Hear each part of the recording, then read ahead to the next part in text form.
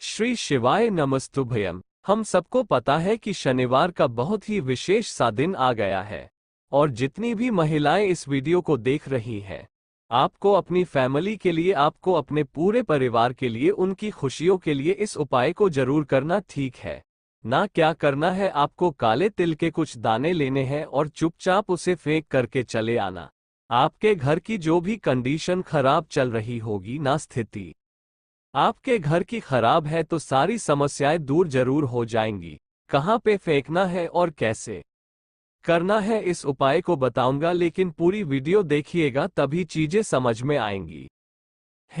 देखो यहाँ पे काला तिल आपको दिख रहा है, बहुत ज्यादा मात्रा में इतने सारे काले तिल नहीं लेने। अब देखो, आप मान लीजिए कि कोई भी है, पुरुष है, स्त्री है, आपके घर का, जो बहुत दिनों से टेंशन में है, परेशान है, चाहे अपनी बीमारी को लेके, अपनी मनोकामना को लेके, अपने व्यापार को लेके, या फिर किसी प्रकार की टेंशन है, जितनी उस व्यक्ति की उम्र है, जैसे मान लीजिए उस व्यक्ति की उम्र 50 वर्ष है, तो काले तिल कितने लोगे? 50। किसी व्यक्ति की उम्र 25 वर्ष, तो आपको कितने काले तिल लेने हैं? 25 काले तिल लेने होंगे, यानी जितनी उम्र उतने काले तिल है, ले लिया। लेने के बाद में आपको एक चीज की जरूरत और पड़ेगी, क्योंकि है शनिवार का दिन, तो पीपल के पत्ते का इस्तेमाल जरूर करना है। ठीक है ना? जितने भी आपने काले तिल लिए हैं, 10, 20, 50,000, 100, जितने भी, आपको उस काले तिल को इस पीपल के पत्ते के ऊपर रखना है। अब ध्यान ये रखिएगा, पीपल के पत्ते, लोग कहते हैं भैया हमें मिलेंगे नहीं, कहाँ से लेके आए? पीपल का पत्ता जरूरी नहीं है कि आपको पेड़ से तोड़ के ही लाना है, नीचे पड़ा हुआ है उस पीपल के पत्ते को भी ला सकते हो, कोई दिक्कत नहीं है, कोई समस्या नहीं। ठीक है ना? ले लिया। पीपल के पत्ते के ऊपर काले तिल को रख कर के जो उस इंसान की प्रॉब्लम है, उस इंसान का स्मरण कराएंगे, इसके हाथों से छुआ जाएंगे, टच कराएंगे, और टच कराने के बाद में इस पीपल के पत्ते को किसी भी वृक्ष के नीचे कोशिश करिएगा, या तो पीपल का पेड़ हो या तो वट का पेड़ हो। इसके अलावा कोई और वृक्ष नहीं होना चाहिए, चाहे पीपल का या फिर बरगद के पेड़ के नीचे उस व्यक्ति का नाम और गोत्र बोल करके, अगर पीपल पेड़ के नीचे रख रहे हो तो पिपलेश्वर महादेव के नाम से रखोगे, और अगर वट पेड़ के नीचे रख रहे हो तो वट केश्वर महादेव, दोनों नामों को कन्वर्ट नहीं करना, अलग इधर उधर मत कर देना। पीपल पेड़ के नीचे रख रहे हो तो पीपलेश्वर महादेव, और वट पेड़ के नीचे रख रहे हो तो वट केश्वर महादेव। इन महादेव के नाम से रखने से आपको उस इंसान की जो प्रॉब्लम होगी, जो समस्याएं होंगी, वो धीरे धीरे करके खत्म हो जाएंगी, आपको पता भी नहीं चलेगा। ठीक है ना? करके देखिएगा इस उपाय को। तो यहाँ पे हम लोगों ने बात कर ली है अपने पहले उपाय की, आगे बढ़ते हैं इस वीडियो के हम लोग अपने दूसरे उपाय की तरफ, जो कि आपको करना होता है हर शनिवार के दिन। मैं इस उपाय को आपको याद जरूर दिलाता हूं, क्योंकि अगर आपके घर में, जैसे हम लोग के घर में क्या है ना, कि अगर मान लीजिए कि 7:30 है, शनि की ढैया चल रही हो, शनि की छाया घर पे है, तो ये पता नहीं चलता है ना, जैसे घर में प्रॉब्लम स्टार्ट हो गई ना, तो कहीं ना कहीं असर शनि देवता का होता है। आपको उसी नज़र को दूर करने के लिए जरूरत पड़ेगी इस तरीके से एक रुद्राक्ष की। जरूरी नहीं है कि रुद्राक्ष स्क्रीन पे आपको 5 मुखी दिख रहा है तो 5 ही मुखी लेना, नहीं, आपके पास में एक मुखी हो, 5, जितने भी मुखी हो, कोई भी रुद्राक्ष ले लेना। लेने के बाद में जरूरत होगी आपको सरसों के तेल की है ना, बहुत ज्यादा मात्रा में सरसों का तेल। मैंने देखा है जब मैं उपाय बताता हूँ, कभी कभी मैं नोटिस करता हूँ जाकर के, तो लोग पूरा भर के सरसों का तेल लेते हैं। अरे इतना तेल नहीं लिया जाता, बस मैक्सिमम 1 से 2 चम्मच सरसों का तेल लेना, उसके अंदर आपको रुद्राक्ष को डाल देना, क्योंकि देखो सरसों का तेल बहुत महंगा है और भगवान को सिर्फ और सिर्फ भक्ति आपकी प्यारी है।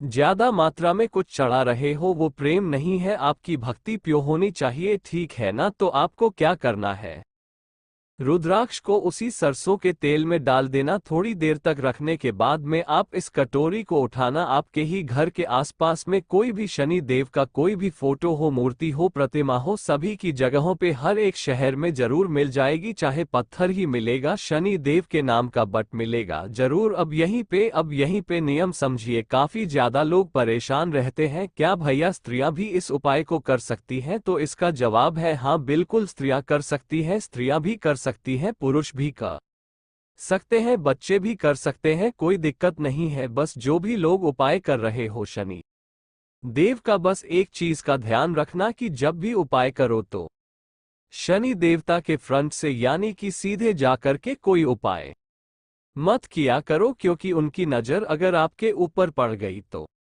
फिर कोई भी उपाय कर लो, फिर उसका कोई भी निवारण नहीं होता।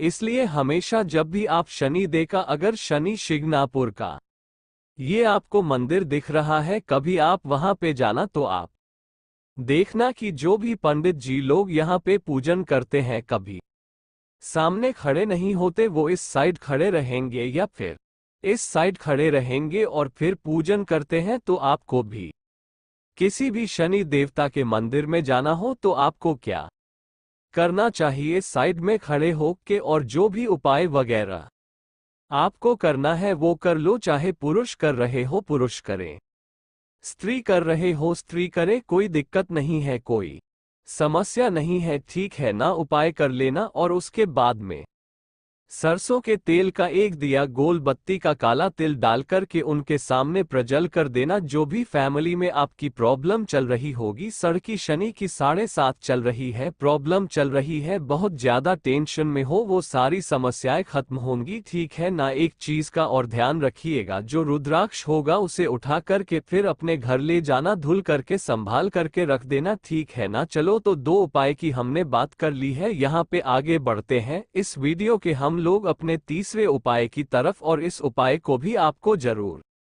करना है। क्या इसके फायदे हैं और कैसे करना है, उससे पहले जल्दी से करिए वीडियो को लाइक, और मेरे जितने भी भाई बहन आवाज मेरी पहली बार सुन रहे हैं, चैनल को जरूर सब्सक्राइब करिएगा, ठीक है ना? देखो भाई, समझने की कोशिश करते हैं। एक तो शनिवार अष्टमी तिथि है, तो आपको या तो अष्टमी तिथि पड़े या फिर नवमी तिथि पड़े, इस उपाय को करना चाहिए। जरूरी नहीं है कि शनिवार का हो, शनिवार की अष्टमी पड़ रही है इस बार, इसलिए इस उपाय को बता रहा हूं। जैसे मान लीजिए कि आपके घर में कोई भी ऐसा व्यक्ति है जिसको बीमारी पीछा नहीं छोड़ पा रही है, तो आप इस शनिवार के दिन इस उपाय को करेंगे। उसके लिए क्या करना है, आपको इस तरीके से एक मिट्टी का दिया लेना है ना, हर जगह पे मिल जाता है मिट्टी का दिया, तो मिट्टी के दीपक को लेंगे और इसमें फिर से आपको लगाना होगा चौमुखी दिया। कौन सा चौमुखी? और इसमें आपको डालना है सरसों का तेल, कुछ और तेल नहीं डालेंगे, सिर्फ सरसों का तेल डालेंगे। दीपक को बिल्कुल अभी नहीं जलाना है, आप इस दीपक को पकड़े रहना, किसी भी प्लेट में रखेंगे, किसी